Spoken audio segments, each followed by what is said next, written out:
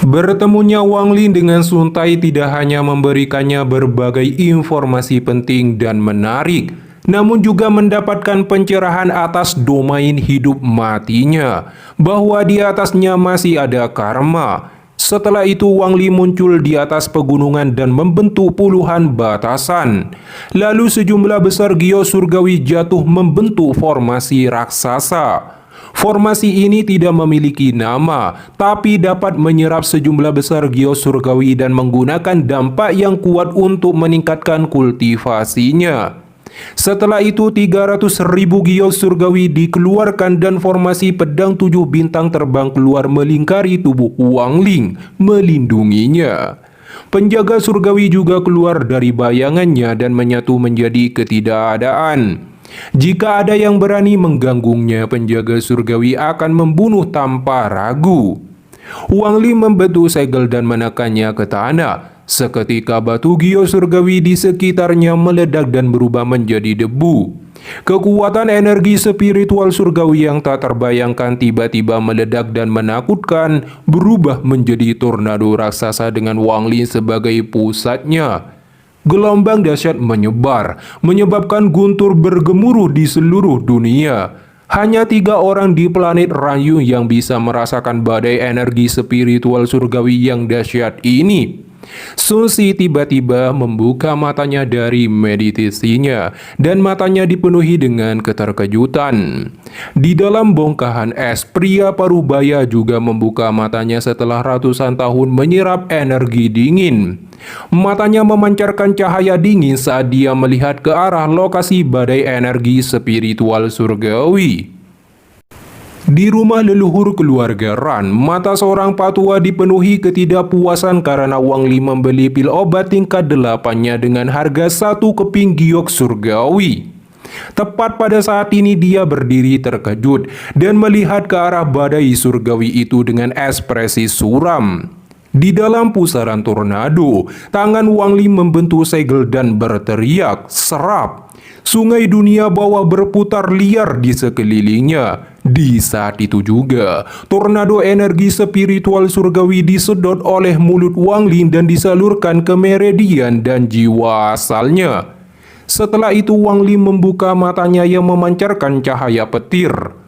Wang Ling ingin berkultivasi dengan tenang, mendapatkan pemahaman mendalam tentang domainnya, dan mencapai tahap menengah kekuasaan.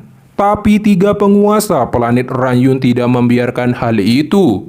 Jadi tindakannya ini jelas ingin memancing mereka untuk menunjukkan ketulusan hati atas permintaan bantuan. Indera ilahinya menatap leluhur keluarga Ran sebelum berteleportasi.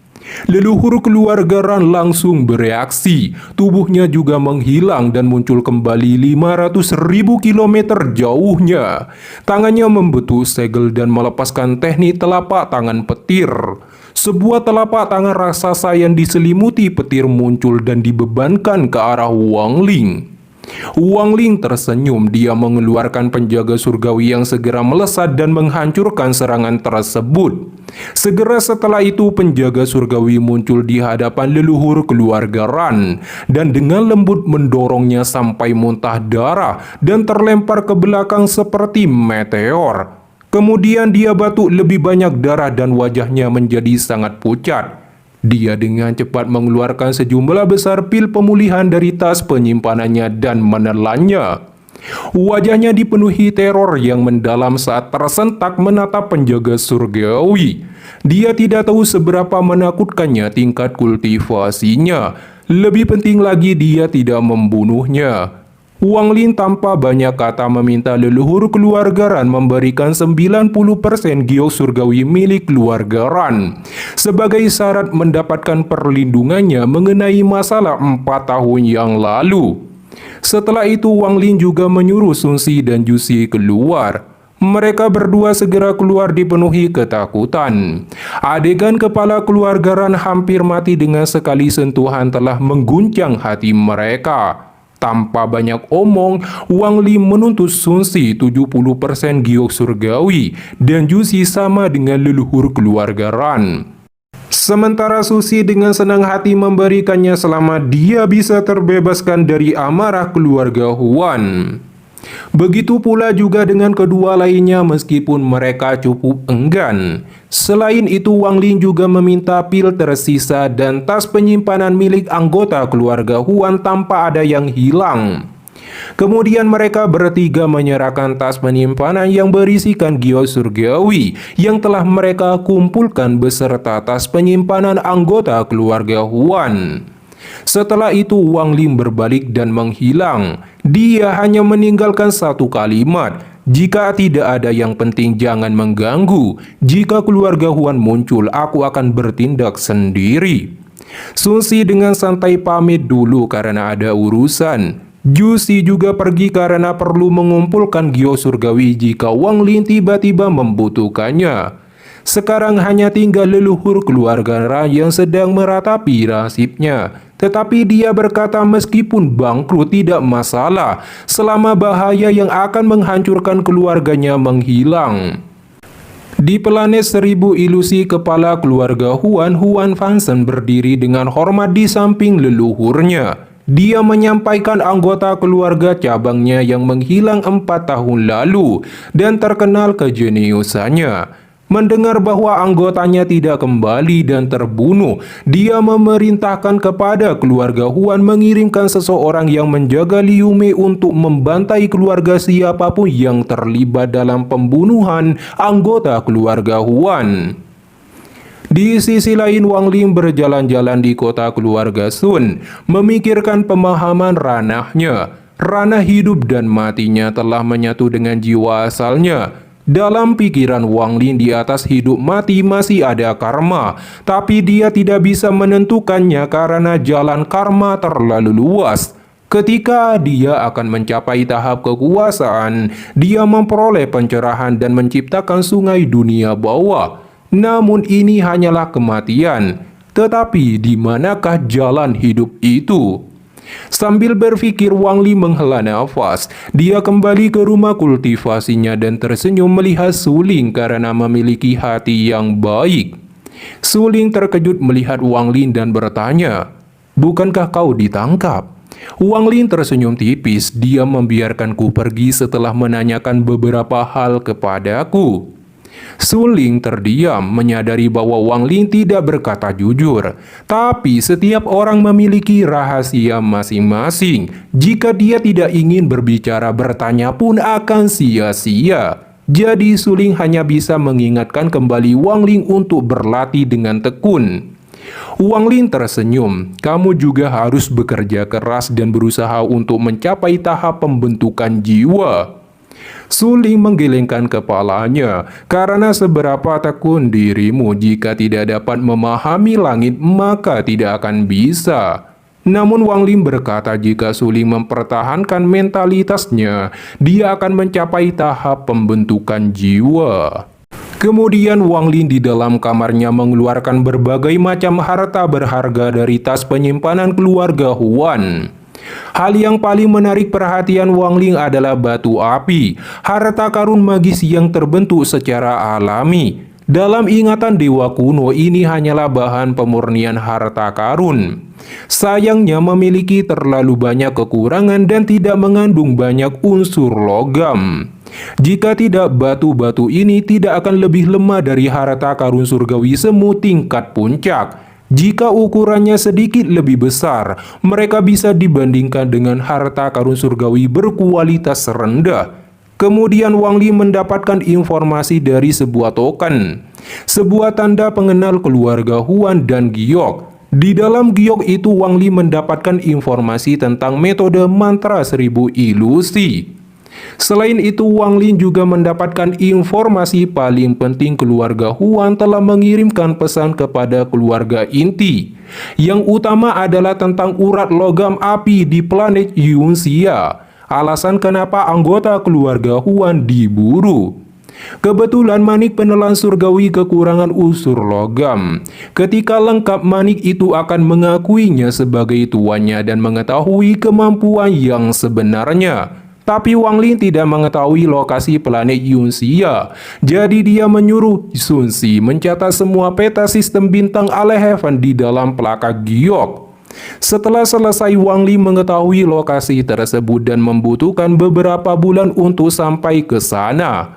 Setelah membuat keputusan, Wang Ling bergerak untuk berangkat berjalan keluar dari rumahnya. Dia langsung melesat menuju atmosfer. Tepat pada saat itu, leluhur keluarga Ran Xinran dan Sun Si muncul di hadapan Wang Ling. Mereka bertiga tentu saja kecewa dan berpikir Wang Ling hendak melarikan diri sementara mereka sudah dibuat bangkrut karenanya. Tapi Wang Ling mengerti perasaan mereka, jadi dia berkata tidak akan mengingkari janjinya. Tapi Wang Ling mengerti perasaan mereka, jadi dia berkata tidak akan mengingkari janjinya. Dalam beberapa bulan akan kembali, paling lambat 1 tahun. Namun mereka dengan ekspresi suram tidak percaya karena situasi bahaya mengancam hidup keluarga mereka. Wang Ling mengerutkan kening, kemudian ekspresinya tiba-tiba berubah dan dia mengangkat kepalanya ke langit diikuti yang lainnya. Di luar planet Ranyun, Huan Dong melesat mendekat bersama Liu Mei. Dengan mata dingin dan penuh kesombongan, dia menyuruh Liu Mei menunggu, berniat membantai semuanya seorang diri. Tubuhnya berubah menjadi cahaya pelangi, menembus atmosfer dan jatuh seperti meteor, angkuh tak terbendung. Indra ilahinya menyapu seluruh planet, berpadu dengan energi spiritual surgawi. Tekanan itu begitu besar, seolah dewa turun ke dunia, memandangi semua makhluk sebagai semut. Aku, Huan Dong, anggota keluarga Huan tingkat 2 dari planet 1000 ilusi. Semua kultivator kekuasaan di Ranyun, datanglah temui aku.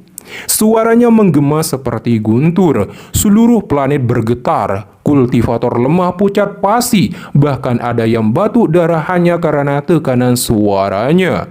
Ekspresi leluhur keluarga Ran Xinran dan Sun Si tiba-tiba menjadi sangat pucat. Mereka menatap Wang Ling dipenuhi harapan. Ekspresi Wang Ling tetap sama. Indra ilahinya menyambar seperti guntur yang menggelegar berubah menjadi satu kata. Pergilah. Satu kata itu menyebabkan guntur muncul dan meledak dengan dahsyat. Huan Dong baru saja menerobos atmosfer ketika guntur menyambar dirinya. Matanya menyala penuh niat membunuh, mencari kematian. Dia membentuk segel, cahaya putih berkumpul di telapak tangannya, memancarkan aura yin yang dingin. Domain logamnya terbuka, lalu serangan dahsyat jatuh dari langit langsung mengarah ke Wang Ling. Tubuh Wang Ling diselimuti petir, jarinya menunjuk ke depan. Lepaskan jari kematian, pilar cahaya hitam yang mengandung petir menembak seperti kesengsaraan ilahi dan menghancurkan serangan tersebut. Ekspresi Huan Dong langsung pucat dan dia segera mundur muntah darah. Namun pancaran cahaya hitam itu bagaikan naga petir hitam, menyerang langsung Huan Dong yang sedang mundur. Huan Dong mengeluarkan pedang logam dan menyelimutinya dengan kekuatan logam lalu melesat. Ledakan dahsyat tiba-tiba meletus di langit saat dua kekuatan berbenturan. Pedang logam akhirnya hancur di bawah kekuatan jari kematian dan menerobos seperti kilat tiba di hadapan Huan Dong. Di saat kritis, tangan Huan Dong membentuk perisai pelindung dan bertabrakan dengan jari kematian. Raungan dahsyat menggema di seluruh area. Tubuh Huan Dong bergetar dan dia muntah darah. Dia mundur seperti meteor. Dan saat dia melakukannya, kilat menyambar di sekujur tubuhnya. Setiap kali kilat menyambar, lukanya semakin parah dan jiwa asalnya berjuang melawan rasa sakit yang luar biasa. Wajahnya pusat pasi dan dipenuhi rasa takut. Petir macam apa ini? Kultivasi macam apa yang dimiliki orang ini? Jika hanya satu mantra saja sudah cukup untuk melukaiku separah ini, maka orang ini jelas bukan dari planet Ranyun. Aku tidak bisa melawan. Aku harus segera pergi dan melaporkan ini kepada Nona. Huan Dong dengan cepat melarikan diri. Tatapan Wang Ling menjadi dingin setelah melihat Huang Dong berusaha melarikan diri. Dia mengirimkan formasi pedang 7 bintang terbang keluar sebagai 7 pancaran cahaya melesat. Dalam sekejap mata, ketujuh pedang itu tiba di depan Huang Dong tepat saat dia hendak menghilang di dalam kehampaan. 7 jiwa dari pedang-pedang itu segera muncul dan menyatu menjadi satu, menjadi binatang buas yang segera meraung dan dengan ganas mencakar tubuh Huang Dong. Suara seperti cermin pecah menggema di atas cakrawala. Di dalam kehampaan, mata Huang Dong dipenuhi teror dan makhluk buas itu dengan paksa menarik tubuh Huang Dong keluar dari kehampaan. Saat dia keluar, 7 pedang mengelilingi tubuh Huang Dong. Ujungnya mengarah dekat ke tubuhnya. Jika dia bergerak sedikit saja, pedang-pedang itu akan menebus tubuhnya dan menghancurkan jiwanya. Ketika Huang Dong sampai di hadapan Wang Ling dan 3 lainnya, dia menatap ketiganya dipenuhi niat membunuh dan mengancam akan memusnahkan garis keturunan mereka. Leluhur keluarga Ran meminta Wang Ling menyerahkan Huang Dong pada mereka. Wang Ling secara alami mengangguk, tetapi Huang Dong mengancam jika tidak membebaskannya, dia akan melamporkan masalah ini kepada nyonya, sehingga leluhur keluarga Huan Hen bertindak. Leluhur keluarga Ran memberitahu Wang Ling leluhur keluarga Huan telah membawa seorang gadis dan menerimanya sebagai murid. Dia akan menggunakan ritual pergantian garis keturunan pada gadis itu. Mata Wang Ling menyipit dan bertanya, berapa tingkat kultivasi leluhur keluarga Huan? Leluhur keluarga Ran berkata beberapa ribu tahun yang lalu sudah berada mencapai tingkat kedua level Yin Ilusi. Wang Ling menatap leluhur keluarga Ran dan rombongannya dengan senyum mengejek yang membuat leluhur keluarga Ran menundukkan kepalanya. Wang Ling berkata ada urusan penting dan kembali dalam beberapa bulan. Huang Dong dipenuhi keputusasaan melihat situasi ini. Dia tiba-tiba berkata, Nona Huame tidak akan melepaskan mereka jika membunuhnya. Dia adalah murid leluhur dan akan menjadi kepala keluarga Huan di masa depan. Mendengar nama ini, langkah Wang Ling terhenti dan bertanya nama aslinya. Namun Huang Dong mencibir akan memberitahukannya jika dilepaskan. Wang Ling tanpa banyak omong langsung menggunakan teknik pencarian jiwa pada tubuh Huang Dong. Dengan bantuan penjaga surgawi, Wang Ling menelusuri ingatannya. Tubuh Huang Dong mulai bergetar hebat dan matanya menunjukkan pergulatan yang menyakitkan. Wang Ling terkejut menemukan bahwa wanita itu adalah Liu Mei. Wang Ling langsung melemparkan tubuh Huang Dong sementara jiwa asalnya ditarik dan dilemparkan ke bendera $1 miliar jiwa. Kemudian Wang Ling pergi dari planet Ranyun menuju planet Yuanxia. Adapun Liu Mei, selama dia tidak melakukan tindakan jahat seperti di Zuzaku, Wang Ling tidak akan membunuhnya.